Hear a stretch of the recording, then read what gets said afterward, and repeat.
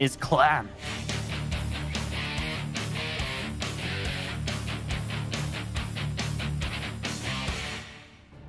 And down here in the bottom left-hand side of the map, on top of the blue Zerg player from Team Clash, he is the one and only Reynor.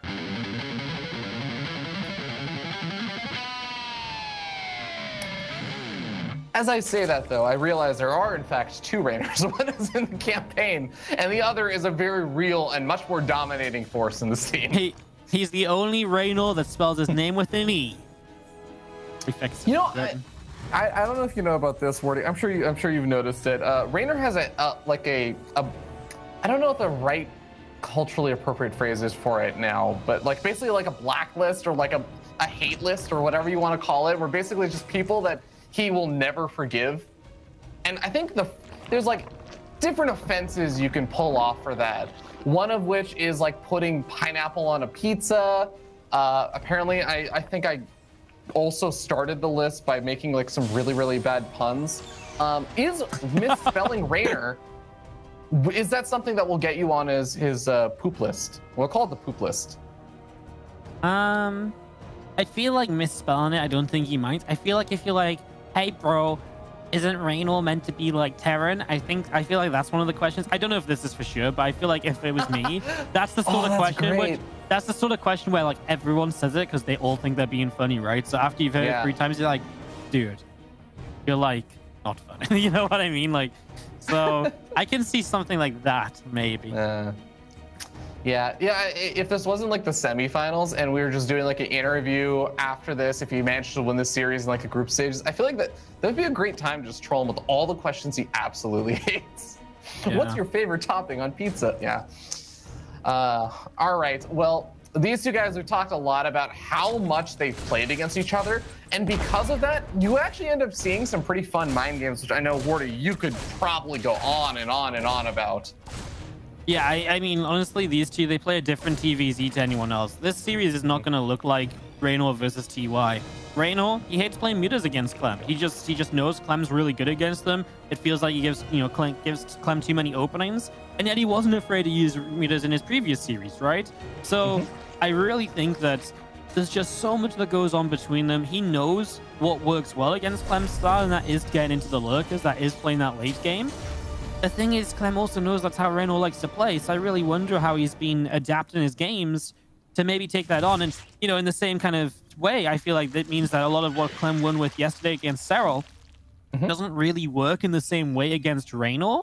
So it really makes for, it's a different matchup to me. Like, it's Reynor versus Clem. It's not TVZ. Yeah. It's Reynor versus Clem.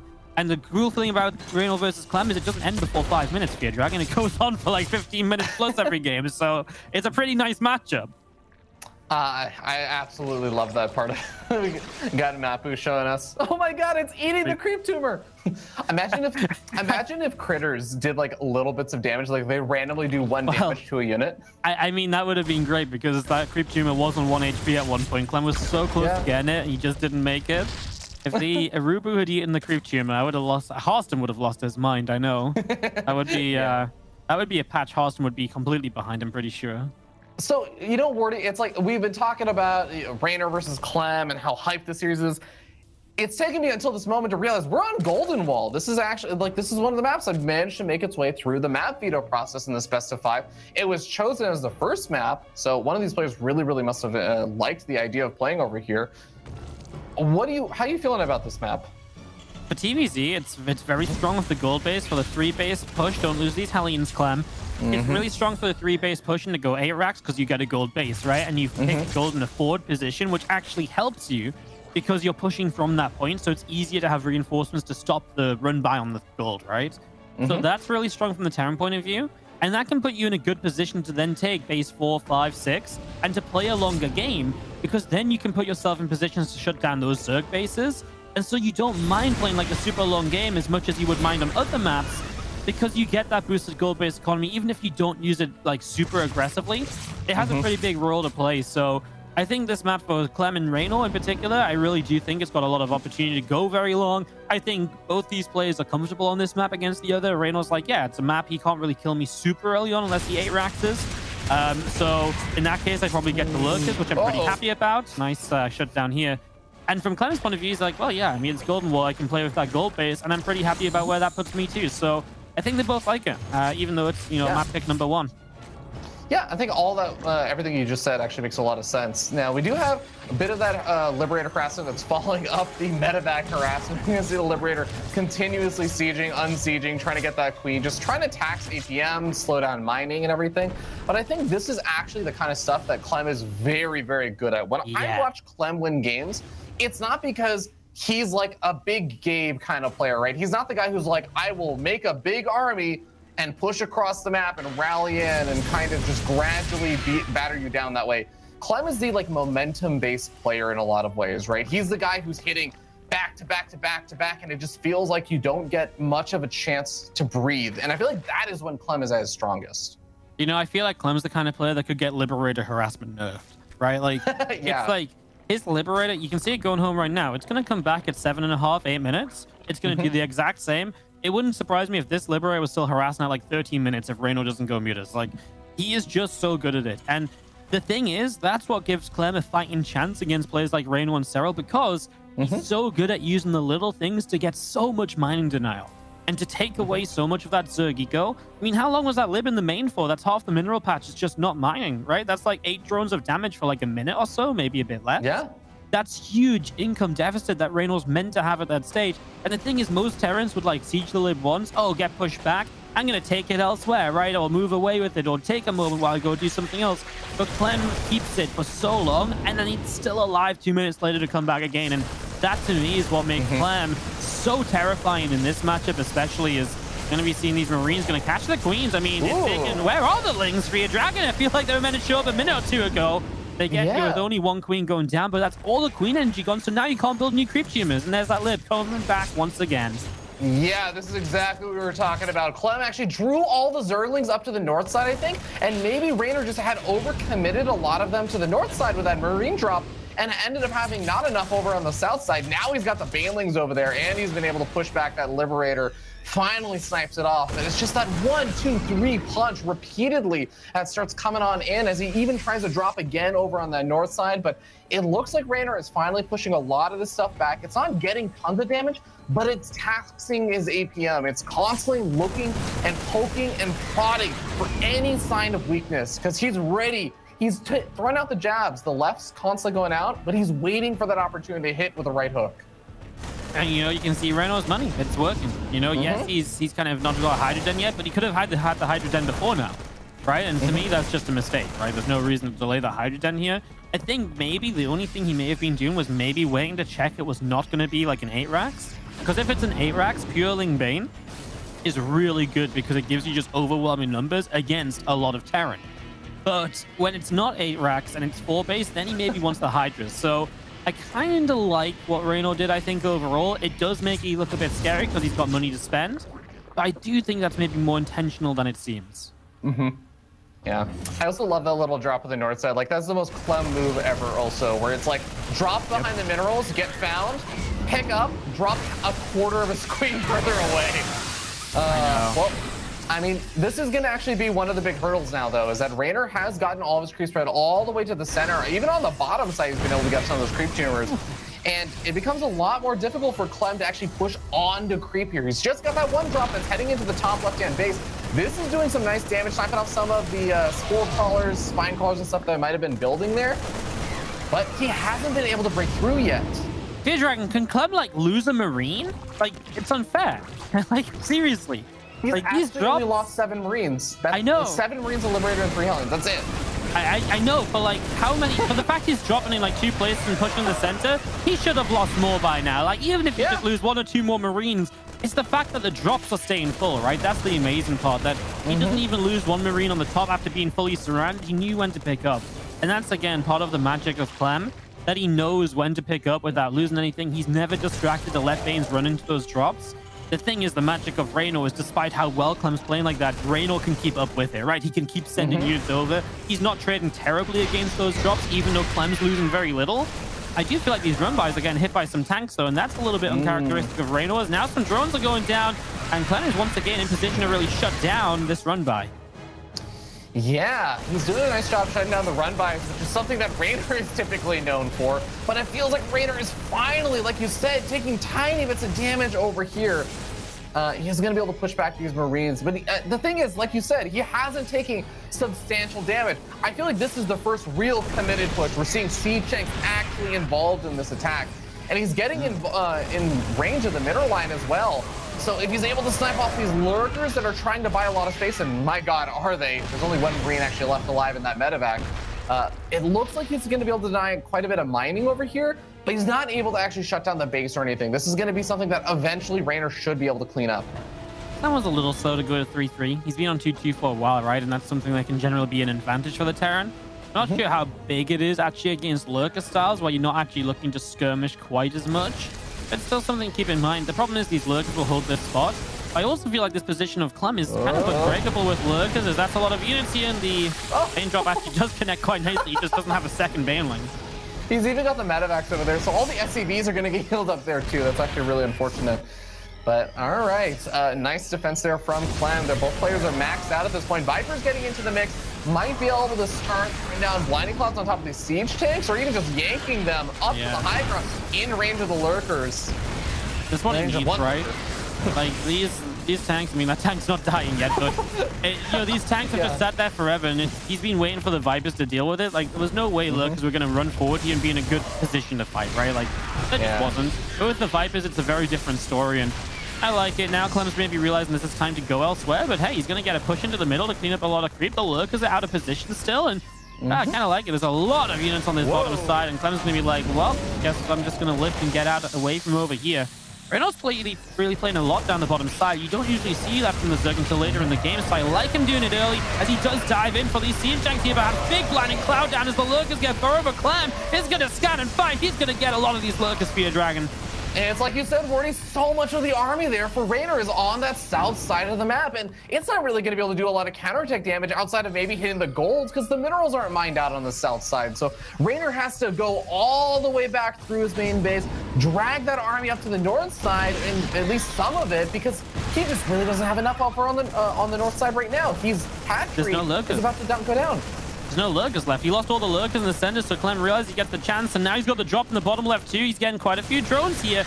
And yeah, it might feel like that's just like, okay, Reynor, you still have 95 workers, right? You still got a great economy. Yeah, sure, but that's still drones he has to rebuild perhaps. That's still less mining than he would have had otherwise. Reynor's got a bank, but look at how many bases Clem is hitting. A new Liberator shows up and denies lava over here as well. That's a nice little bonus.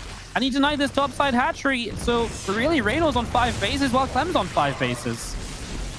Yeah, that was a really nice bit of aggression there so far from Clem.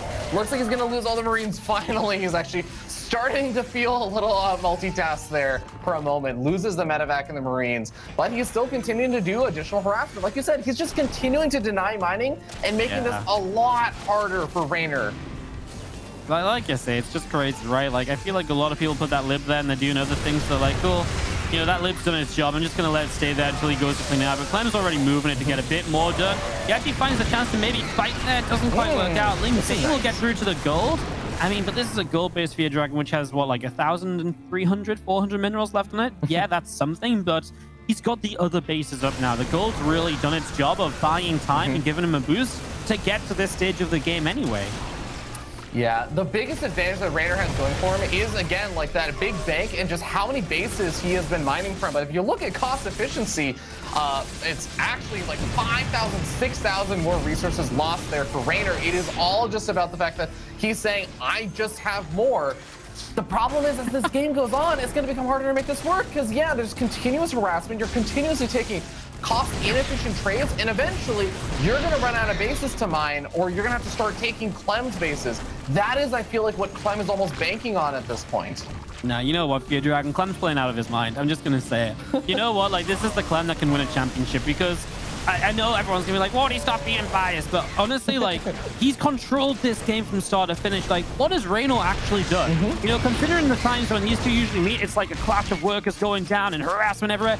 Reynor's killed 2 workers. If you're 15 minutes in a game against Reynor and he's only killed 2 workers, I actually think you're playing pretty darn well. So Yeah. I'm behind Clem in this first game. He's just been on that top side all this time, denying that base. I do like this Nidus lurker play, though. Yeah. That's good. This Liv's just a bit out of position, unfortunately. I like that Reynor's finally doing something to make Clem look back at home properly and for a longer period of time than he was previously. Oh, man, even leaving the siege tanks back at home, and Clem is going to be prepared there. That blinding cloud doing everything for that fight. Even parasitic bomb on the medevac softens up quite a few of those units. It looks like this location is very certainly going to get heavily dislodged here. And Clem's going to have to pick up, escape down to the low ground. But the hatchery was already taken out on that side. Reynor still using a few extra units here to clean up. But if you can actually snag these ghosts, that would be a big victory. Snags one of the medevacs. Had some of the ghosts in them. Really good, for all Praise and Clem, really cool adjustments from Reynor, right? He's realized the Ling run buys aren't doing much. He's realized he needs to do something else. And he found it with the lurker job. It pulled enough units home, it pulled enough attention home to finally give him a chance to take a fight where Clem's not paying attention. And that cost Clem big time. For the first time in a long time, I'm not so comfortable about what Clem has. Finally, Clem makes a mistake, rallies a liberator into Hydras. And suddenly Reynor does swing the momentum into his favor a little bit. Good play by Reynor, really well set up to give him this opportunity. And suddenly he's making look as though he's been controlling this game this entire time as he shows up on top of this gold base. And I'm suddenly just scared for Clem. Wow. Oh my God, half of the Marines going down to just those 3 or 4 lurkers. And at the same time, we see that Reynor is already rotating to the north side. Where there are 2 siege tanks, but those Zerglings are not going to care as much about the siege tank. Planetary Forge is going to be a little bit too much for him to bust, so he is going to back off after just picking those 2 tanks off. But yeah, it is just now about Reynor. He's not taking as cost-efficient of trades as before. Like, they've been pretty even. It's now down to just 4,000 resources more lost there for Reynor. And he's, again, still got the bigger bank, and now he's using the Nidus Worms, continuing to harass. Finally, Reynor is on the offensive. Yeah, this is what Reynor needed all this time, right? This is why I get scared for Clem for sure. Because the moment Reynor gets offensive, I talked about him killing only 2 SCVs, now he's killed 15, right? And that's a pretty big jump from having not found anything in the first 15 minutes to finding 13 more, 3 minutes later. If he can keep this up, keep this momentum going, this is great from. There's a fight in the middle of the map, a big chase as these lurkers come through, the catch and the ghost, and again, Clem seems like he was found out of position, and Reynor just jumped on the opportunity, and I just don't think Clem's ever recovered from that one bad fight on the left-hand side, and Reynor has just gone like, turbo mode ever since then. He's everywhere on the map, Fear Dragon, more SCVs going down, lurkers burrowing up, and this is why Reynor is just so good, because even when he's not having the best of games, he's always still in it. It's not a single war. It's a lot of different battles going on. And even though it looks like this angle over here, Clem is going to be able to hold on, he is losing a lot everywhere else. The main base looks like it did finally get mostly cleaned up. But guess what? There's more Nidus Worms coming on out. Reynor still has a bit of a bank. Even if one Nidus Worm goes down, another should follow in its place. There's actually a lot of Banelings loaded up in this one as well. He's not going to actually end up using it because he's busy microing his Lings, sniping off more Marines, sniping off more Marauders, sniping off some of the final ghosts on the map. I mean, this is almost like pure Ling right now that's actually causing Clem issues, and it's just because Clem's not being able to settle down and steady himself. The big thing is, though, Clem is still mining comfortably off like 5-ish bases. He's got the top right of the map, basically, right? I think if that's the case, Reynor does need to slow down and actually just rebuild lurkers for a moment or two. Because Clem's army's getting there again, right? The army supplies are similar. So I would like Reynor just to stop just for a moment and just actually build an army that can capitalize on what he's done so far. I mean, this is momentarily concerning when you see how many Lings there are, but there's just not enough bio in the right places to shut it down. So yeah, Clem is actually not able to capitalize there. There's another Nidus, by the way. I think the other thing that, even though I agree with you to some extent, Reynor does only have basically a lot of Lings and some Banelings right now, has a few Hydras back at home. All of this aggression is just keeping Clem at home. It's the same way that Reynor was not aggressive at all during the first portion of this game, because he was just dealing with all of the aggression Clem was throwing at him. And now I feel like it's the opposite. Clem is dancing around all of his bases, trying to defend, and even though he is actually starting to defend a little bit here and there, he's finally starting to take some damage. He loses one of the bases in the planetary. He's got plenty of orbitals he can replace that with, but it's definitely just been Clem on the defensive for the past couple of minutes now. Yeah, I mean, you just can't let Reynor control the game, right? And that's the thing. It's like Clem, you know, Reynor was in a bit of trouble and he was able to reset it. Clem is just not able to reset at all. He slowed down a bit, right? Like he rallied a couple of lips in the wrong places. He didn't have drops on the map. And suddenly Reynor is all over him. So, you know, so Clem let up the pressure and now Reynor's kind of benefiting from that. And yeah, I'm not sure if it's ever going to turn around here, Dragon. There's a lot of Banes in this army. Let's see if the tanks can clean up enough. Not a bad connection. Good spread. And that will save Clem for the moment. And this is why I would like to see Lurkers again, because I do feel like a few Lurkers showing up in this fight, and it's very different. Now you're trying to play Lingbane Hydra on the Terran side of the map where you don't have creep. I feel like that is a bit of a problem. Yeah, he definitely seems like he's been struggling a little bit more in the last minute or so to actually take better cost-efficient trades. 9 Lurkers going to be added in, so you're getting your wish there, Wardy. The Liberator, oh my god, it finds the paperclip. Oh my god. No. Now you know how it feels. Yeah, that is kind of funny, isn't it? As this base goes down, he'll lift the main and relocate. That's obviously a sign of I don't know if it's desperation or just like lack of time to prepare, but you know, either way, right? It's still going to be an orbital on that bottom side, a side of the map that Reynor is very comfortable on because he's got 2 bases down there. And you know what I think the really cool adjustment is from Reynor on this map to what we see a lot of Zergs doing? Is that he didn't shy away from taking the bottom of the map early. You know, usually they don't play the bottom of the map until like the top side is really unmineable. He took that bottom left base really early on, and I think that's just something Clem never really took into consideration. This fight here has the Lurkers involved, but I still tell you what, you know, it's still a lot of army supply for Clem versus what Reynor has. So the right fight could maybe still go okay for Clem. Oh, those Marines are going to intercept the Vipers on the bottom center of the map. They had to turn back around. Good awareness from Reynor, doesn't lose one. And it does mean that these Lurkers are eventually going to go down here. Problem is, Clem is once again losing a lot of SCVs, and I mean, we've kind of talked about that before, that it is still Reynor making this scrappy enough. And Reynor has the bank to spend. If he had the lava, actually, he is lava starved. So that's kind of the problem of just not hitting your injects properly. And I mean, that's just how crazy the game is for him. It's insane that you could be larva starved on 7 hatcheries and a hive. Like, that's actually absurd. But it's just the ridiculous pace that this game has been. It's not a passive game. These players haven't been maxing out, sitting back and doing little pokes and prods anymore. They have been doing fights everywhere on the map this entire game for the past 8 to 10 minutes. And now we're finally going to see some of the links cleaned up over on the south side. The orbital command can land again. Marines trying to duck a little bit. Those Banelings, absolutely absurd from Clem. Gonna turn that fight around. Oh my god, that's like a do or die moment, because if you miss a Banelet and it connects, it's just like you lose everything and you're just like, crap, I just lost the top side base. That was sick. Absolutely just destroys every one of those veins.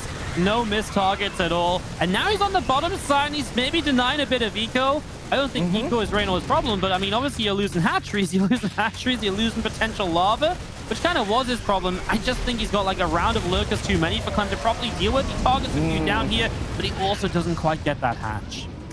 Yeah, he's going to have to back out over there. Remember that a lot of the supply before, that supply lead that Reynor has, it's definitely a big supply lead at this point, was in workers, but he's been losing, Clem has been losing a lot of his army now. He had to take cost-efficient trades.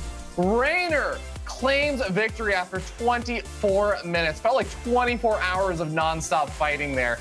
But goddamn, did he earn that victory after a crazy game 1. That was game 1, guys. That was game 1. That's just Reynor versus Clem, right? Like every single time they just play these sick games.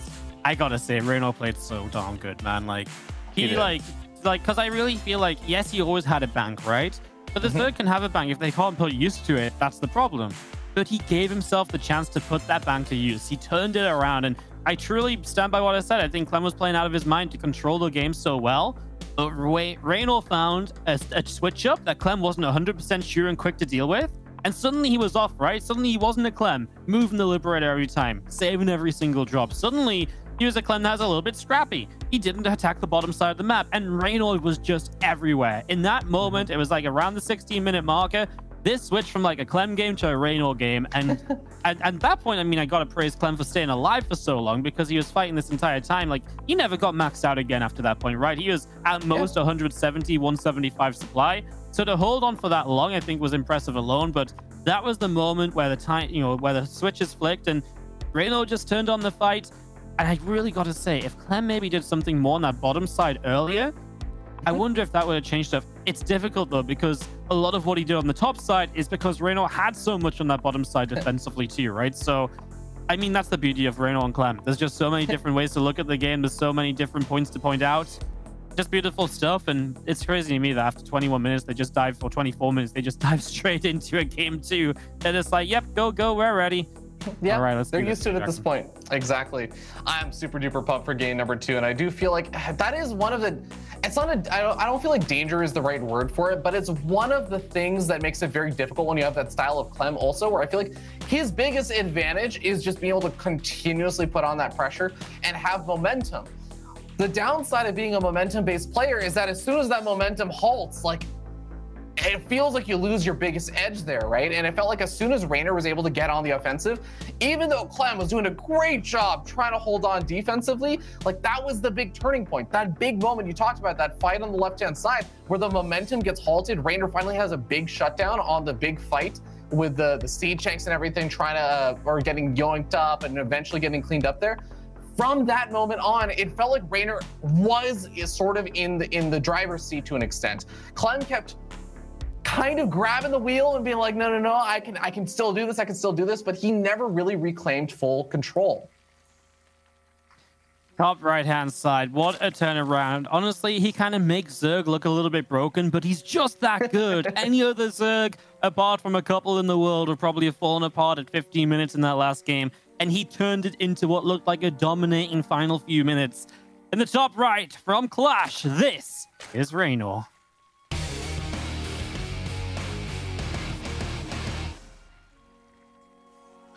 And down here at the bottom left-hand side of the map, the red Terran player who may not have won game 1, but he definitely showed us he is in it in this series. It is Team Liquid's very own Clem. So the cool thing to notice going from Golden Wall to Everdream is that this is a map instantly where you can capitalize on your pushes more as a Terran player. You know, Golden Wall, it's just not a quick map. You never win the game off a push that kind of gets on top of a base, and you know what I mean? Because the bases you get on top of are like the 5th base. And so it's like you can deny the 5th base mine, but Reynor has other realistic options that are far away he can take, and he did that very well. So on Everdream, I feel like if Clem could, I don't think it's easy to get into a similar position because a lot of the position he got into was because of the map also, right? So I do feel, though, if he can find that little bit of an initial push, it can be that much more difficult for Reynor to really kind of stop, you know, from spiraling out of control sooner. And that gives him less chances to get back in it with counterattacks, with, you know, those cool plays, with that pulling apart of Clem. So something to look at is, I actually don't know which play I picked, which of these maps. I did get confirmation on this. I both looked at it, and also a wonderful observer, Mapu, did also message me after and confirmed it was in fact Clem who picked it. And you know, if you consider the way that Clem was playing, where we were just hyping up his ridiculous multitasking and everything, like that's the way you play Golden Wall, right? Because it is a map that is naturally going to be very spread out. It's a large map where you're also taking bases almost on opposite sides. Like that's the way you abuse it. And I agree. I actually do want to see almost a little bit of a change up here from Clem in the stylistic way, because I agree, like those big pushes, I feel like are a lot stronger on this map. Yeah, I feel like Everdream's just sort of the Zerg map pick as well a lot of the time. Like, there's something about it the Zergs just really like. They feel like they can defend. They feel like they can still run by. It's interesting. I'm struck by Clem's camera, Fear Dragon. He looks like he's standing like you do, and his chest just like chilling in the background. He's like, let me set this aside. It's time to beat him while standing up. Power it up. Yeah, I actually do like that. It's almost like the viewers are on the edge of the seat. Everyone's like, it's so cliche. Clem's literally on the edge of the seat playing these games, man. Dude, I don't even think he's on the edge of his seat. Like, that chair is so far back. I think he's actually just doing, like, the dead man squat or whatever it is. Where you're just he's not even sat down. Like, that's just how powerful he is, man. Clem is a kid who's never skipping leg day. Because he's always on leg day. Wordy, every day is leg day for Clem. Reaper and a couple of Hellions show up. No link speed just yet, so this is the sort of time where you might think about diving into a mineral line early, but Queen's got a lot of damage done initially. He's still going to try and go for it because he gets a lot of the lings, and obviously even if you just get up into the main base, there's no Queen here now because they already pulled to the low ground, so a low HP Hellion still does the damage of a full health Hellion Fear Dragon, and he gets one drone. The mining time is huge, right? If nothing else, right? That's a good 10-15 seconds, 4 minutes in the game. I like that. I don't think that's bad. And now all the queens are super deep in the main, and the next Hellions are going to the natural, but link speed is done. Oh, these Hellions are actually still doing additional damage to just the lost mining time there in the main base. They finally get cleaned up. But like you said, that was what, 16-ish drones that just weren't mining for almost like 20 seconds? That's a lot of lost mining time there. And it really does throw off your build this early on. And you know what? That kind of stuff sets you up for the next round of Liberator harassment or whatever. You know, maybe your queens get a little bit delayed, so you have to spread out your queens a little bit more, and you don't quite have everything in position. So now the Liberator gets more damage. Like, those are the kind of momentum snowballs that Clem oftentimes capitalizes on. It works the other way too, though, right? Because now he lost 4 Hellions early, and he knows he can't play 2 Hellions against Reynor. So now he goes, you know, usually you go 8 Hellions. This is now 10 Hellions he's made in total. Do you know what Hellions delays the third CC? It delays your second and third rack. So because he lost those Hellions, he does have to kind of make up for it by slowing down other parts of his game and replacing those Hellions. However, Reynor might not be expecting this many Hellions showing up. Once again, we've got some drone barbecue potential. He gets 3 as Ling's on the counter attack, and there's nothing at home to deal with those Lings bar. A couple Marines, will they be enough? I think it just might be. Yeah, I think that the Marines just barely going to be enough to force Reynor to leave. And that third CC, very importantly, staying alive is a big deal, because if you lose that, I mean, you can't really repair a building that is not fully constructed there as a Terran. But all these Hellions get surrounded. This is a big snag there for Reynor. Man, you can see on Clem's face as it happens as well. He knows that ain't good for him, because now you can't really take a third base because the counterattack potential is just so high. Just Liberator.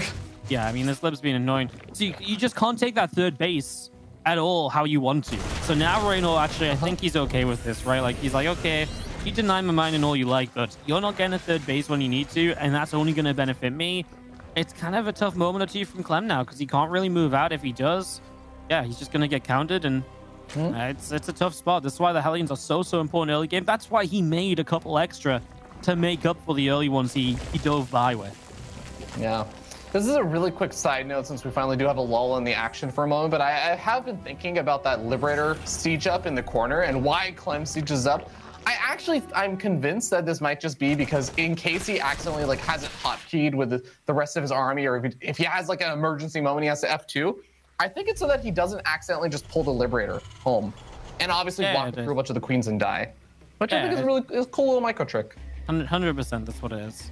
I once said this on chat. I was like, oh, guys, why would you siege the Liberator in the dead space? And Twitch chat was very quick to tell me that's exactly why. And how could I dare not know that, Fear Dragon? Well, you know what, Morty? Don't worry. I did not know that. And it took me an entire day of processing from yesterday to today to think of that.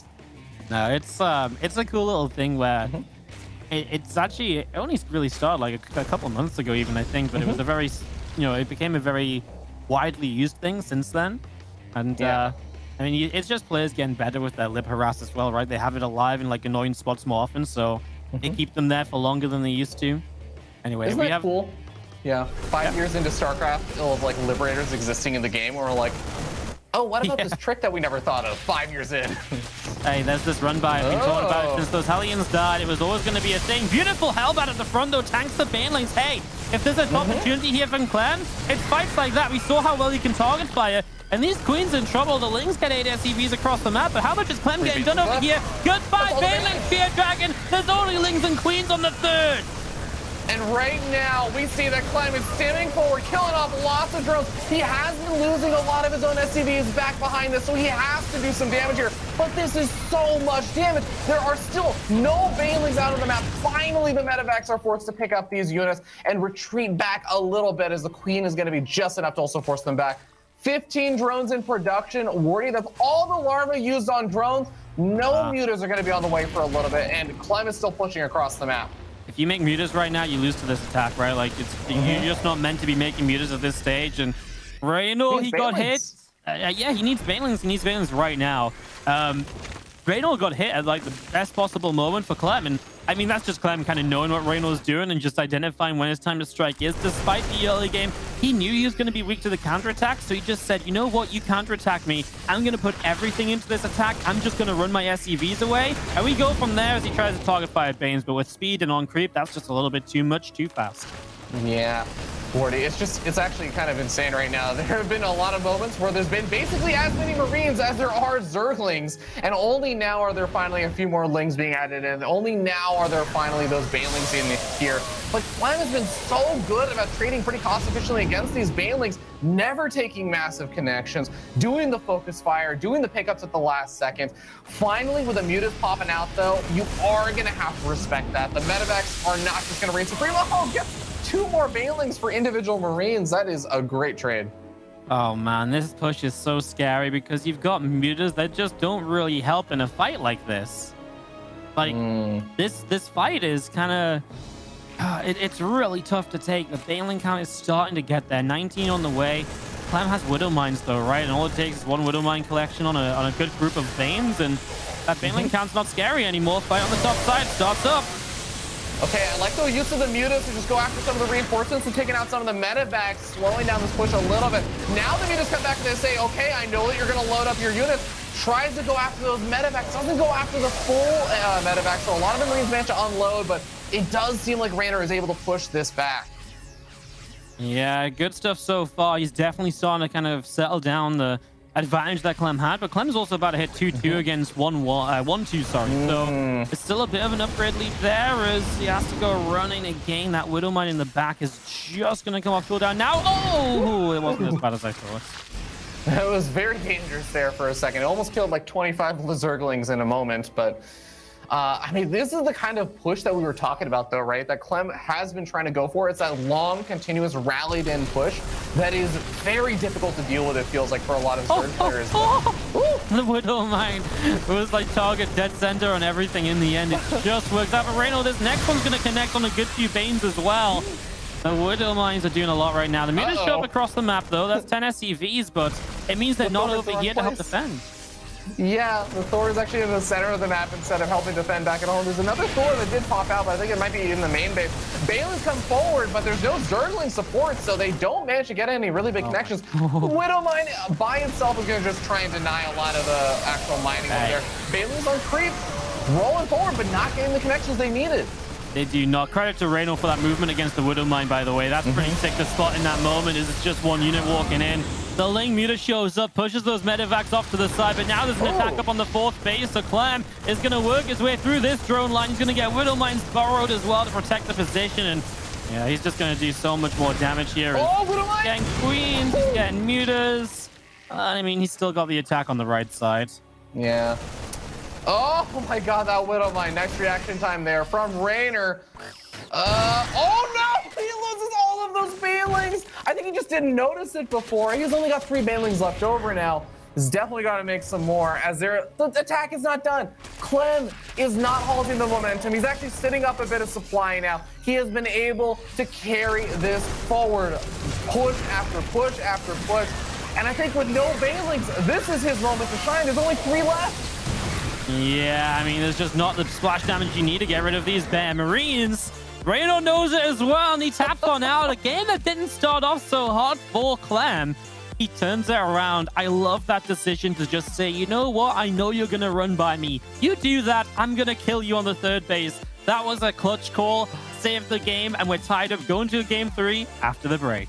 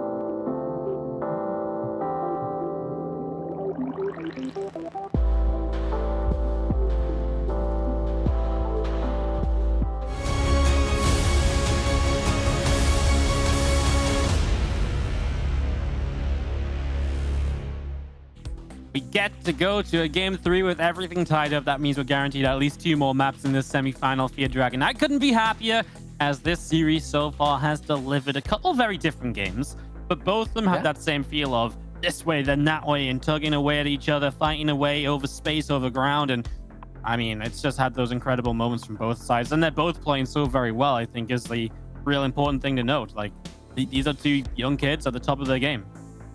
Wardy, I feel like I'm watching a TV show and I'm sucked in. We just finished season 2 and I'm like, there's 3 more seasons we get to enjoy. Like, I'm just, potentially there's 3 more seasons. Maybe it'll get canceled before the 5th season actually airs, but I'm super excited for at least the 3rd and 4th seasons right now as we head into that 3rd season on Eternal Empire. God, watching these 2 play is always just such a treat. It honestly is like exactly what you said before. It's not just like Zerg versus Terran, it's Clem versus Reynor. They kind of take a bit of a form of their own because they have so much experience against each other. And I actually think it's also because they are both such good aggressive players. Like, everyone already knows that about Reynor, and we've definitely been seeing that with Clem. Yeah, their styles match up really well. They're good enough to take each other. They bring out the best in each other, right? That's what it is. Like, they just bring out the best in each other, you know, in terms of their styles, in terms of what they've got to do to try and win.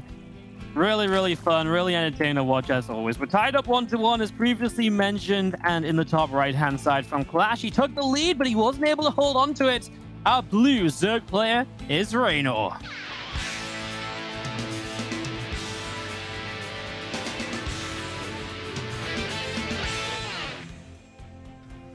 And down in the bottom left-hand side of the map, the red Terran player from Team Liquid, he is Clem.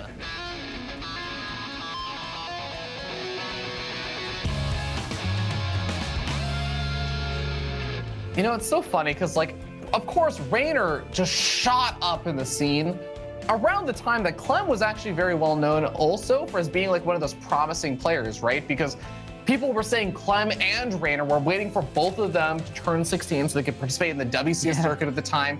And it was Reynor that just kind of completely overtook it. And like at that time, I just had this one phrase. It's like from all the sports animes and stuff that I watch where it's like, of course, you're a great player. You should just be sorry you were born in the same generation as me. And then, like, in my mind, that was like Clem's unfortunate curse.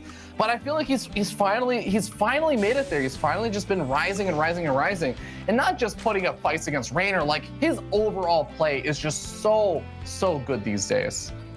Man, I remember when Clem qualified for that WCS event, and then they were like, wait, you're 14, you can't play. Yeah. We actually had to like replay the bracket because he he eliminated like 4 people or something in the lower bracket. They like replayed it. And it's like, that was like 2014, 2015 or something, I think. And like, that was a long time ago. And here he is now really delivering. He must have been younger than 14, I think, actually. But yeah, really, really crazy to have him here. Just like it's fun to have followed his story all this way. What does this SCV do in Fear Dragon? That is a it's a very peculiar one. To be there. Okay. My prediction is that it's like an armory or something. And he's gonna hide it and go for like a Hellbat attack. That's my prediction. Yeah, or a second factory. Second factory flame could be. Oh, I could see that. Yeah, that was a very popular popular thing for a while. For that. Yeah, he's only sitting on 28 gas for now, so he's on double gas though. So. Yeah, he'll be getting that gas quickly, but we have an extra like 15-20 seconds before we'll find out if that's going to be in fact the case there. Reaper Harass is just going to be keeping these Lings at home, and you know, Wardy, it's kind of interesting.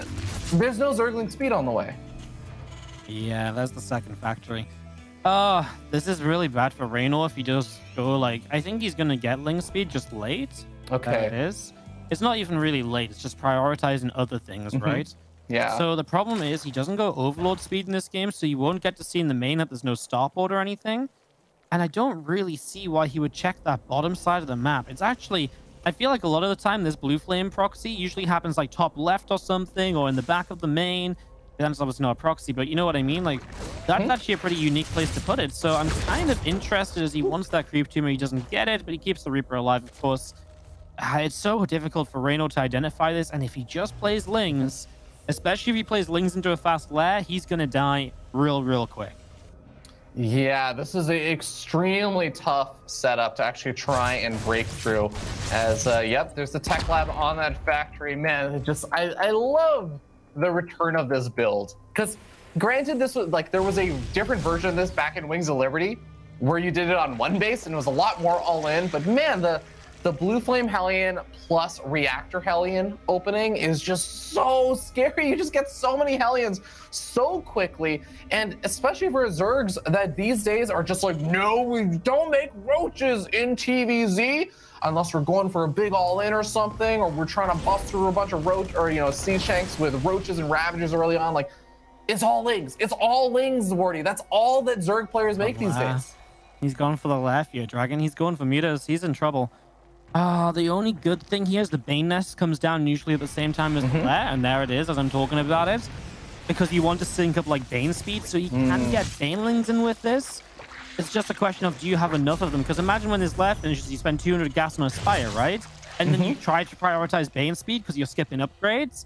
Then you don't really have gas to morph in Banes. That's where the problem really arises, and Reynor obviously just has no vision to see how many Hellions are showing up. Even this Viking can like land and help out. You know, Armory's about to be done. Blue Flame's about to be done. We're not even going to have the chance to morph Banelings before this fight hits Fear Dragon. This is really bad for Reynor. If he holds this, like, we already know he's a god, but he's even more of a god than we thought.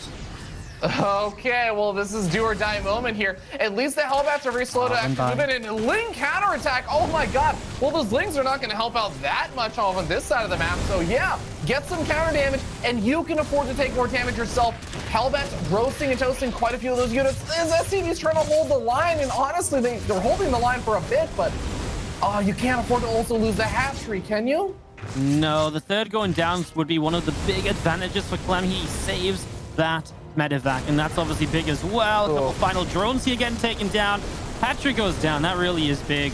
As Reynor, yeah, you did good damage, but the Terran can, I feel, recover from this a bit better because you're 2 base on 2 base. There's a reason the Zerg usually wants to be a base ahead. Let's see how Clem splits out to try and fight these Banelings. That was a well-placed grenade. Wow. Yeah, knocks those Banelings back, or at least scares them away, and even actually knocks one of the Hellbats to a different location. But medevac does finally go down. Hellbat that tried to get dropped into the main base also ends up falling here. Hellbat's trying to move forward to engage against the Queens. It doesn't look like it's going to work. The Banelings, slow waddling forward, are not going to bother to make connections. But no, Hellions, that's the mobility he needs to take out quite a few of those. 7 drones going down. Liberator showing up. That's the extra bit of damage to make up for the SCV losses. So now you're, what, 44-39? Gets the Overlord kill. Viking goes down. Both players a little bit shaken right now, making mistakes you don't usually expect to see, right? So that's cool because, I mean, they're both doing it, which kind of evens the game out. It's just look at the speed of Clem's third base. The biggest issue is perhaps the mutas, but with what gas is Reynor going to build mutas? Like, if he had like 800 gas in the bank, I'm like, oh god, Clem, like, you don't have anything right now. But he's got 300 gas in the bank and 3 Mutalist Fear Dragon. They don't really do anything. No, yeah, that is that kind of funny moment where you're like, oh, Clem has no Marines. He's making a 5th Marine and he's only got 4. And you're like, that's still outnumbering the mutas. I'm like, oh, okay, never mind. Yeah. Maybe that won't be able to do so much. Because, yeah, he had to make so many Banelings. He dumped all his gas into that. And now he's in an awkward spot where he's making even more Banelings, or has to. So the Spire's finished. He's getting Pulse on Flyer for the, what, 3 mutas he can still make? 2 mutas now? Yeah. I mean, obviously the muta count will build up over time, right? And it will still shut down the Hellions from being at the front. So that is something they'll do. I'm just talking about offensively, right? They're not going to be a big factor for a while. And because they're going to show themselves on the Hellions, Clem knows it's committed to. So then he knows, right, I'm going to set my turrets up in my mineral lines. And the 1-1 stim push of Clem should still be pretty terrifying, especially if he keeps these Hellions alive, because they are just going to be such a buffer for the bio that at that point, I don't know if you can get enough units up to really fight that. At that point, you're really bidding for like incredible Bane connections. You haven't started Baneling speed still because of everything that's gone on. Oh no, okay, that's actually a really, really big concern. It's very likely that he just hasn't noticed because, like you said, it's just been such a crazy game. And that's the time that you sometimes forget, like, what upgrades did I get? Because I had to, normally I just get that immediately. But in this case, I just couldn't afford it. Ooh, Widowmine find a decent connection there on a handful of those mutas. Only 3 remaining now. Ay, this is it's really starting to snowball a little bit. And I feel like Reynor is in a very, very tough spot. The problem is he's just going to have nothing realistically to fight the 1-1 push, right? Because he doesn't even have the Mutalisk count to threaten Clem to stay at home. Like, if he could buy himself 2 more minutes and gets Bane speed up, oh, I'm kind of a believer. But, I mean, you don't need 2 minutes for Bane speed, but, like, Clem is ready to move out, basically, I think. Might stay at home. I feel like staying at home is just, like, a sign of he doesn't quite realize how good a position he's in, which is fair. It's been a really wild game, right? It's hard to read. I just look at the Mutalisk count, and to my eyes, like, Clem should look at that and say, maybe he can use that to identify, maybe saying, okay, I think I can move out without being under too much threat of just a straight up counter. Love this Hellbound. A couple of mines, by the way. That's just a trap. That's really well set up. Absolutely. Well, Comet Shields, I mean, it is a far ways away from finishing, so I guess that might actually just be one of the big things that Clem is maybe thinking about waiting for. He is going to move out to at least handle with the Mutalisk dancing around, and the Muta count has built up a decent bit.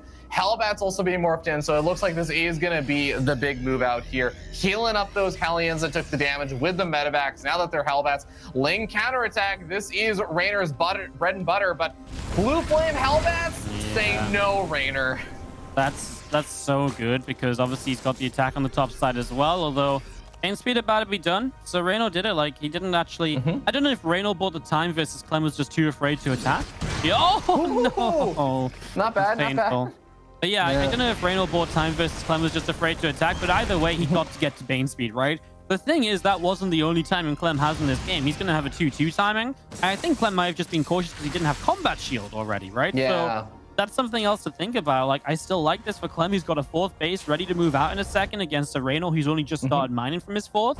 There's still a lot of positives for Clem. But Reynor, the longer this goes on, the more I kind of believe he's back in it a little bit, the more chance there is for successful run-bys to hurt the Terran economy.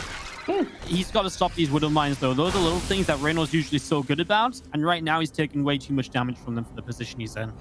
Yeah, only has 1 Overseer out on the map to actually spot those out. And the Widow Mines are finally going to get cleaned up on the north side. I think there's still some on the south side protecting that 4th base that's been established now. As we do see that Clem is starting to poke forward onto creep, goes for a scan, sees a lot of the army was there, so decides to back off, but would really love to clean up some of that creep spread and just start clearing up the way to make this push a bit easier for him. He just run into the Marines. He only loses 1. Now he loses a 2nd as the other units show up, but he's just going to boost out of there. So, yeah, that was, again, good for Clem. They're both maxed out, though. I guess here's my next question for you, Dragon. Is Reynor just not going to get hard stuck on Lingbane Muta? Apparently not, because he throws down the infestation pit. But that's the sort of investment that is now an investment into the future, while Clem's looking at the fight here and now, right? And Widow Mines, again, doing a good job of Hellbat tanking Banes. Yeah, there's a lot of them, but Clem goes into this fight heavily up in army supply. And then Widow Mines doing a good job to slow the Mutas on the counterattack down as well. So definitely a weird little situation. A couple of Thors showing up. I'm just trying to find a way onto this creep spread, onto this fight in a decent enough manner to make it, you know, justifiable, to make it work out for him. Yeah, Marines are still poking forward, and they are trying to take these trades versus these Banelings. A lot of them have been used up. There's still a handful left, but it's about all the Banelings that just finished up way behind this attack, and it seems like even without those, he's going to have enough that he's able to push Clem quite a bit further back. Maybe one of the Overseers or something will go down, and that I think actually is not the last Overseer either, so Widow Mines are still going to be able to be spotted for now, but Reynor doing a great job pushing this all back, even after Clem was really just seeming like he wanted to make that 2-2 timing work out, but he's gonna have to start thinking about the transition. He's got his 3-3 on the way. He's getting up additional Liberators as well, and those Thor is gonna be a big anchor for the defense until he decides to go for another push out. It's one of Reynor's strengths, right? You know, when it's like the sterile factor of 2018. Even when you have like a bad game, even when it looks like you're in trouble, you can draw the game out to a point where that early advantage that your opponent had is less and less meaningful. And then you're always in with a fighting chance. And if you're good enough, you can then obviously just make those situations work out for you. This was a bit of a weird push-up from Clem. I just don't think he was expecting any units there, as Reynor's going to run the left-hand side. There's a lot of Banelings here, but these Widow Mines, they actually get a lot of them, and there's enough Marines to fight the Mutas. It's a real mess of a fight over here. At least a few Banes get into the natural. The Widow Mines, again, doing okay. Only 4 SCVs lost. Good defense from Clem. The Widow Mines in the middle of the map have found so much this game, Fear Dragon. I mean, it's so hard to find all of the random Widow Mines scattered around the map, but Yeah, man, I actually don't know. That was a lot of Widow Mines that I feel like Reynor used, and he did kill a little bit of army supply and killed off like 5 or 6 workers, a couple of depots, but I actually kind of feel like, well, besides supply blocking Clem, that's obviously nice, but overall, it does seem like Reynor used a lot of his Banelings. He has to remake some of them. He's down to 0 Banelings right now, Wardy, and he's got 10 Banelings morphing in range of the army. Yeah, that's all the Banelings, and that's kind of the problem. Mutas are going to swing in from the backside, though, and they get a Widow Mine. They're shutting off reinforcements, and this forces Clem to come back. He has got a drop on the top. He's kind of got the Mutas penned in a little bit, and he will continue to chase. Gets an extractor. The problem is there's a couple spines here, so these single drops actually don't do, like, super well on their own. They have to target fire drones, and even that can be, like, a little bit of a, you know, an extra bit of effort you sometimes don't want to be making. You want to, like, stand in, and the next time you look, you want to be ready to just lift up and leave, right? Bane's going to get this planetary for sure. They get the new building phase. I say for sure. Are they? No, Woody. They ain't.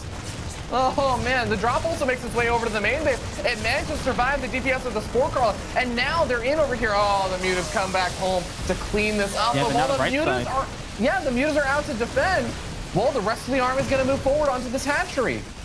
I love for Clem to get some drones, though, because I feel like the problem is if you don't get drones, Reynor's just sitting on 90 workers.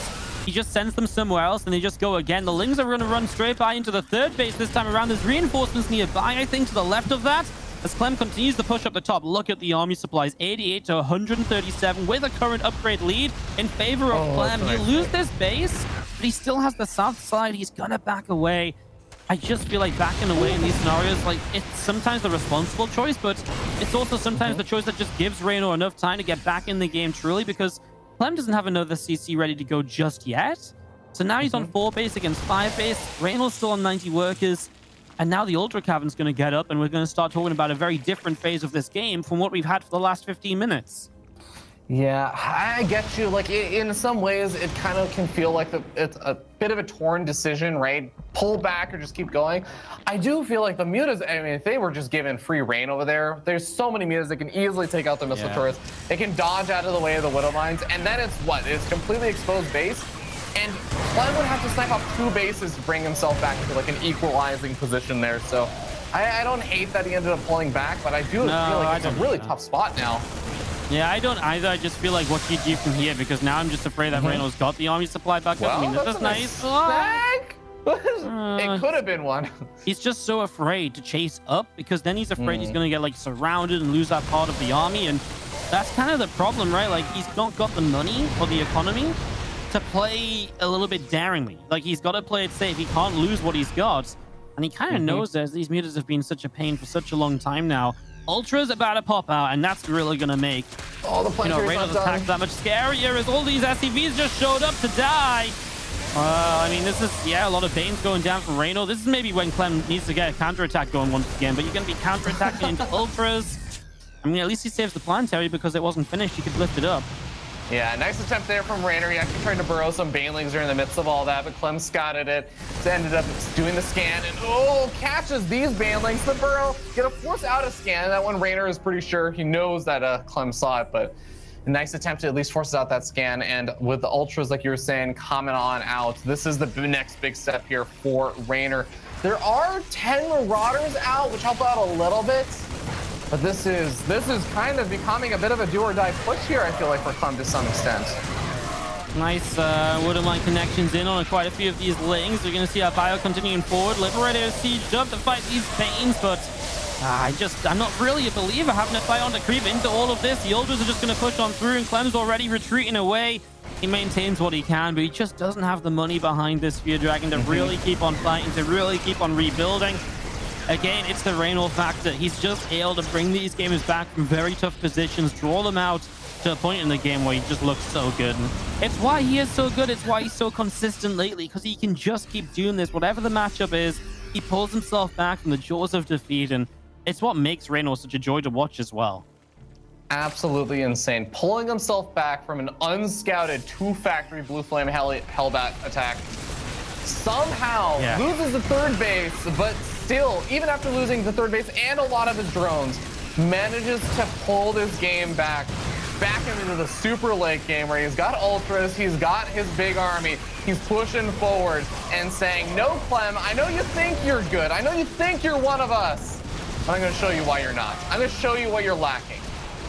Yeah, I feel like this might be a bit of a mental defeat almost from Clem as well, right? When you have what feels like such a good setup. And I know you lost a lot of SCVs, right? But you're still minor third before the Zerg is. Yeah. To kind of like have that sort of situation and be like still what feels like overwhelmed. Because you know what's crazy to me is that none of Clem's pushes ever really felt like they had potential, right? Like, I think there was one which I was kind of scared about, but then Reynor just kind of pushed it back. Clem didn't commit, and that was it. Like, all of a sudden, it became Reynor's game again. Yeah, it's got to feel a bit bad for Clem mentally on, you know, in terms of that is 190 to 104 supply, and we're kind of just waiting for Reynor to find the fight against these reinforcements. To force out a GG, even if you don't get a GG right here and now. Yeah, I mean, even if you don't get a GG here and now, right? You know, you're fighting against 28 SCV Terran players, so... Yeah, this is honestly just going to be one of those moments I feel like Clem needs to use if he's going to just try and collect himself, figure out, all right, how do I bring this series back? Because I got to win 2 games in a row now against Reynor. There it is. The GG comes on out. And Reynor going to go up 2-1 in this best of 5. What a legend, man. What an I mean, you said it actually before the attack came in. You were like, if Reynor somehow manages to defend this and make this like game work for him, it's going to show that he's not just a god, he's like the god. And that's pretty much what just happened. Hey, he deserves to be 2-1 up. Like, I really believe like all 3 of these games Clem has taken good control of. In the early stages, he's taken advantages. So the fact that Reynor is up 2-1 is just credit to how well he's playing, because he's not playing from like an early lead. He's not like getting an early grab and then winning out. Like, he's being controlled for 15 minutes of Golden Wall and then finds the breaking point to suddenly overwhelm. He, you know, he kind of gets behind, he gets ahead actually early on Everdream, and that actually was good, but then kind of falls apart to like a daring attack of Clem, sure. But then in this game 3, like, you lose the 3rd hatchery, there's still Hellbats on the fight that powers up any sort of bio push, and you're still scary enough to stop Clem from attacking you. You're still scary enough to keep him back while going to 90 drones. Like, at that point, I mean, at that point, what do you do? But I mean, that's the thing. Like, he's good enough to make himself, it's, you know, it's not like Clem's just like, oh, I can't attack him here. It's not a wrong decision. Reynor's just good enough to put himself back in a place where it's like, you shouldn't attack me here. And because of that, I'm going to get to the point in the game I kind of want to be at once more. I'm actually really worried for Clem right now. I actually think Reynor is playing better when it gets to like the 10-minute marker of the game. And I feel like it's so hard for Clem to do. I mean, it feels difficult for Clem to do game-ending damage before that point. That actually makes Reynor leave the game. So, especially looking at Death Aura, that's not the kind of map that ends early either. The only good thing about Death Aura is if it goes later, Clem might get a chance to play 4 bases against a very hard to take 5th base for the Zerg. And then maybe he can draw it out with a later game advantage from there and stop Reynor getting that massive bank up, which has been helping him a lot. And yeah, maybe that. And then if he gets to Pillars of Gold, I'm kind of a believer again, but I think Death Aura is a bit of a challenge. No, I can definitely see a lot of that maybe being Clem's game plan as well. It kind of goes back to just, that unbelievable like 96 drone economy, which it just reminds me like Liquid Ret, or, you know, I think now it's like a Retja on Twitter is like tweeting at Reynor. Is like, you know, all these people were just telling me and they really made me believe that you're not supposed to go up beyond like 90 drones anymore. And here's Reynor like going up to 106 and he's like, nah, mate, it's always been good.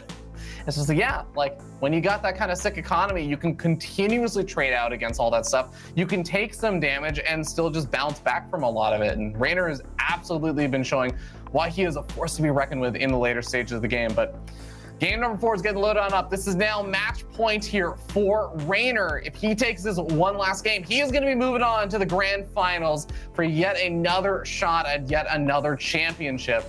Clem, this is his big shot. He's got to pull these 2 games back so he has a chance to fight off versus Trap in that grand finals for his first chance at that big championship. Okay, I like I say, I feel like this map, obviously it is make or break, but the early game to me has to go well for Clem. I just don't see him doing it off like an even early game with the way that Reynor's playing, because like Reynor's just playing so well, he's coming back from behind. So what if he goes in on even footing, right? Like, that's why I get worried. Let's see how it plays out for your Dragon. I mean, that's all you can ever do when these 2 are up against each other. They're both just so very good. In the bottom right-hand side is tournament life on the line from Team Liquid, the red Terran player. Can he do it? Can he tie us up for an ace match? It's Clem.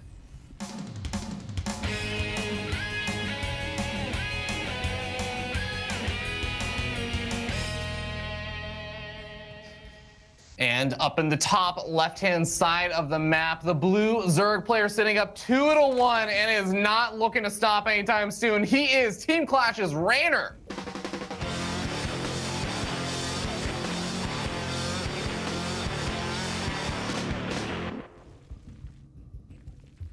Oh, man. So, I mean, Wardy, how do you feel about doing another one of those? Maybe not exactly the same type of attack as like that proxy factoried or hidden factory, not even really proxied, with a Blue Flame Hellion build.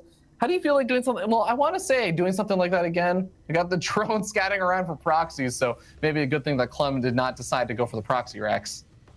Yeah, Clem's not much of a proxy raxer, is he? I feel like that's a good point. Like, the only times he's ever really proxy racked Reynor is when he's had to play him at like the end of like a super long day or like a super long event, and it's like I just want to be done. It's not like a best of 3, which is as meaningful as some of the other matches they play. And it's like he usually like plays a really like cool game 1, and if he loses, he'll be like, right, I'm just gonna proxy rack and see if I can like wrap it up or like tie it up, you know. I gotta go to bed. Yeah, he doesn't really bring it out at all in like these longer series. But the thing is, like, it's obviously still a threat that Reynor thinks is apparent because he's still drone scouts for it, right? So until Reynor isn't drone scouting for it, I don't mind Clem not adding it to his arsenal. Like, yeah, it's nice to make your opponent think about it, but at the end of the day, Reynor's still thinking about it without Clem ever doing it. So I don't mind that. No, I think it's a really good way of putting it. Like, the big advantage of mixing it in isn't just the potential to insta-kill them, it's the lost mining time. It's the fact that it is taking up space in their brain and that they're worrying about it or thinking about it. But eventually we do end up seeing that drone make its way over to that third base. It looks like Reynor is going to be able to get that down safely without the Reaper harassing it. Look, for the most part, Clem has basically just gone straight over to the natural and started poking and prodding. He doesn't really seem very keen on trying to delay the hatchery itself going down very often. Yep, as a factory about to complete. Second gas is up. I see that starboard for your dragon. The thing is, I think Clem just goes back to his bread and butter, which is just, you know, a pretty quick stim, a Viking to clean out overlords, or a Liberator to harass. It's a good lib map, right? You can really, wherever the lib is on the top side, you can either go between the main and the natural, you can go between the natural and the third. You know, there's a lot of dead airspace, so I really don't mind the Liberator as a choice here. And that is just one of, like, I kind of call it the Clem build. Well, he didn't really pioneer the build, he just used it so much, like, it's the one he always goes back to. So to me, it's always like Clem's favorite build, and you know that has a bit of meaning. So there's the Liberator, expecting just a tech lab with this and stim, unless he wants to go really kind of mess it up and go for like an armory and hellbats. But I just don't think that's very Clem, because I think he just knows even if you catch Reynor off guard with something like that, you have to still do so much damage to actually come out ahead, because Reynor's so good at just getting back into the game from those situations. Yeah, it's definitely going to be a tough spot if it gets into one of those positions where he is going to have to try and come back. But, well, Liberator is going to be finishing up soon. It's just the light pokes and prods forward. Got to zoom in on the Overlord. Okay, there's a third base going on up for Clem, and it looks like the Overlord in the main got sniped off. I assume that he actually got the scat out on that, though, over at the natural. No, he didn't actually scat the natural at all, but probably it's a pretty normal thing usually, right? There's nothing to really see, right, in the natural. Yeah. You know, like, it's, like, it's mining. Like, I think the thing is, you already see as well the fact that there's a tech lab on the racks, for example, and that just sort of means it's not an armory, because your gas is so tight as the Terran player. It's tough to afford that tech lab and an armory and so on. And yeah, I think he's fine. I think he knows what this is. He's played against Clem enough to kind of be familiar with this build. And there's Clem. You can see already he puts the Liberator kind of behind the bases, so you can swap between them quite easily. And obviously he's already looking for that lost mine time. We talked a lot about this back in the earliest game. Golden Wall, was it, when he was using this Liberator? Yep. You know, he'll only take a few shots on this lib every time, and this one was maybe a bit of a bad siege up, so he'll take a few more shots there, but he'll generally now probably try and get that lib away. He actually is going to bring it back up, but it's stuck in a corner. Oh, that's not very Clem-like. Oh, but this is nice. He's actually got these Hellions in, and the Ling's in a weird spot to fight it. Oh, the drones are going to come to continue the block. Don't tell me he doesn't get a drone kill. Are you kidding me, Reynor? Are you kidding me? Not even one? That was the sickest Ling wall. Of course, 17 Lings going down for that. But that actually could have been devastating. That could have been the big damage that Clem was looking for, and just completely gets shut down by the repeated walling off of those lings and even the drones. Yep, well microed. Reynor dodged a bullet there, because if those lings take one worse shot and you get in with those Hellions, the Queen's out of position. You're losing like 10 plus workers, right? And then it's good for Clem. Now it's obviously not so good for Clem. We open up that third base to a counterattack because you don't have as many Hellions to defend it.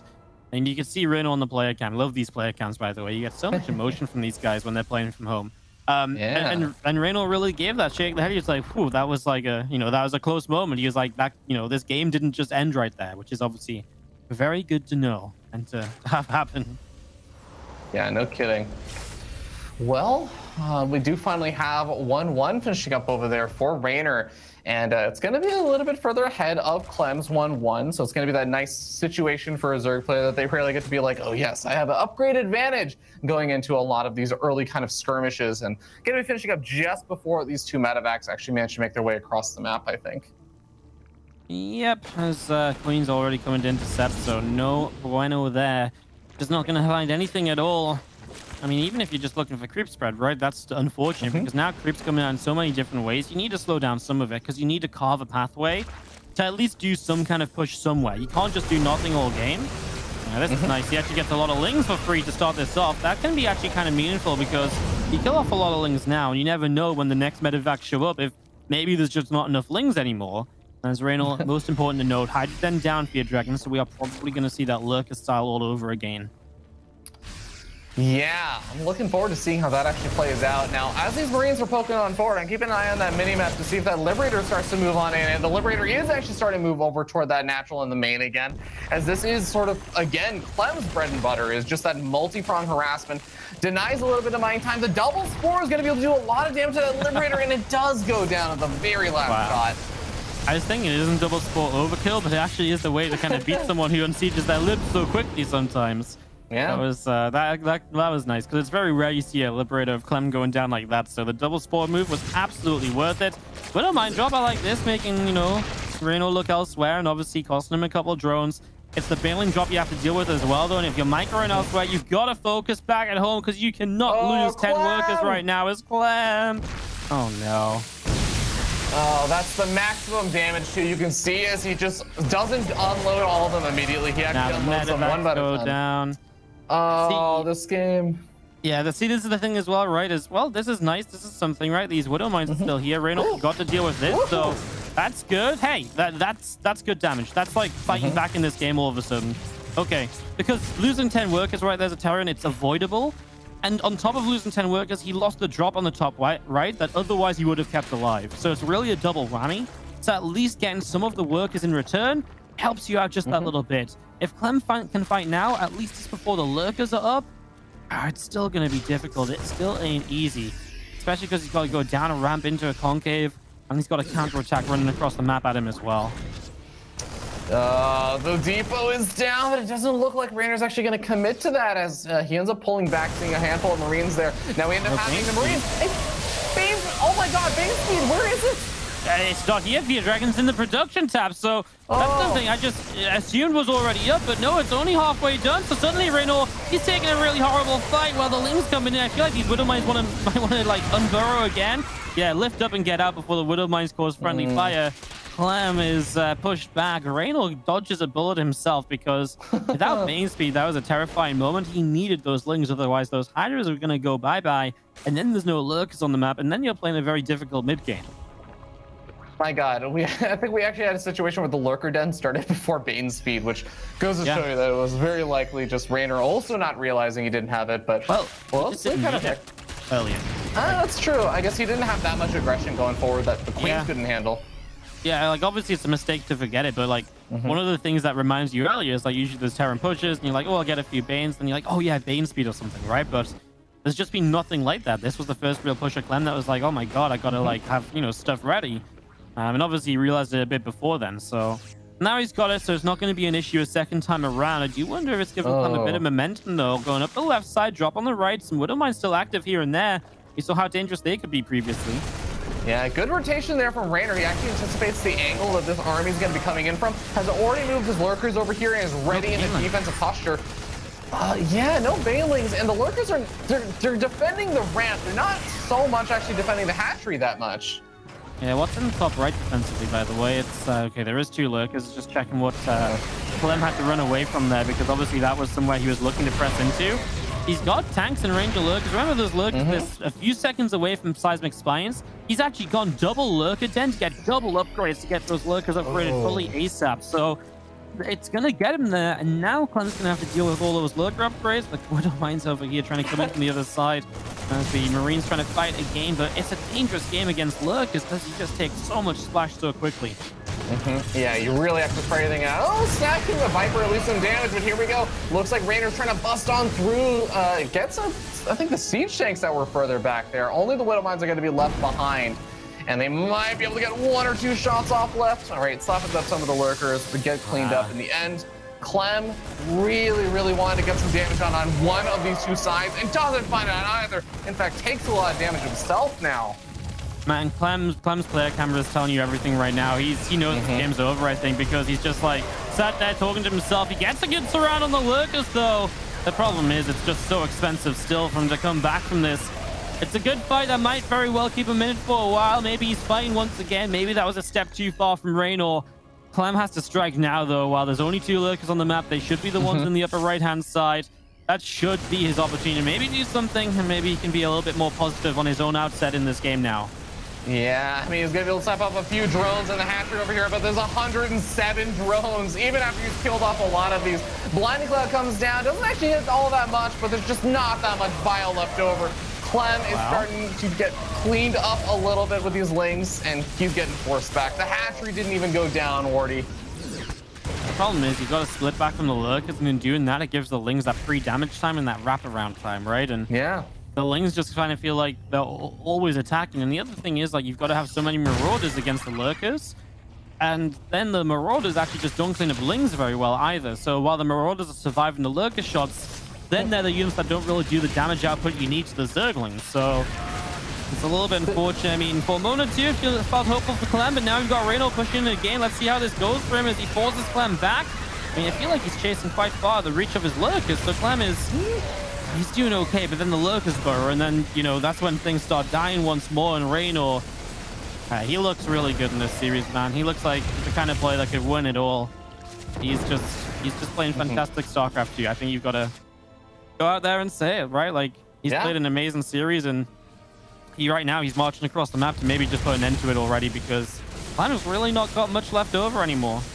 Extremely good play here from Reynor. Clem is really just trying to make the most of what he can, because he's still got equal army supply, but at the end of the day, it's just so tough for him to fight this kind of army. Gets surrounded by the lings, and the Lurkers clean up the rest. Lurkers are a little bit more exposed for a moment, but remember, Reynor can replace this army. Clem cannot, as he drops further and further in supply and comes to terms with the fact that he is, in fact, not yet amongst the players like Reynor and Serral. He is going to get knocked down here, but he made an incredible run this DreamHack and really showcased why he is still one of those top talents to look out for. Man, he was... Honestly, I feel like so many of these games have been so close as well, right? Like, like in the end, no, like Reynor's looked dominant, but Clem's had like so many like moments and stuff. This game was probably maybe the most convincing from Reynor, because I feel like Clem earlier using those Hellenes, etc. Then he kind of lost a lot of his momentum compared to in the previous games. He really controlled a lot more, but it's been a great run from Clem. By being a bit doom and gloom, but the thing is a supply difference right now. Lings and Hydra pushing up this ramp. Clem is just losing a little bit all the time. Reynor's got money in the bank, 97 workers to build up off of, and well, he's on top of a base of Clem that just doesn't really have any protection to make work. He's losing Widow Mines before they can even fire, and that's just an added little deficit. An orbital command goes down. Reynor will keep on pushing in. Clem tries to hold, hoping he can somehow trade well enough. Reynor maybe steps too far forward, but it's just not happening. There's Hydra stepping in Fear Dragon, and Reynor is going to the grand finals of the season.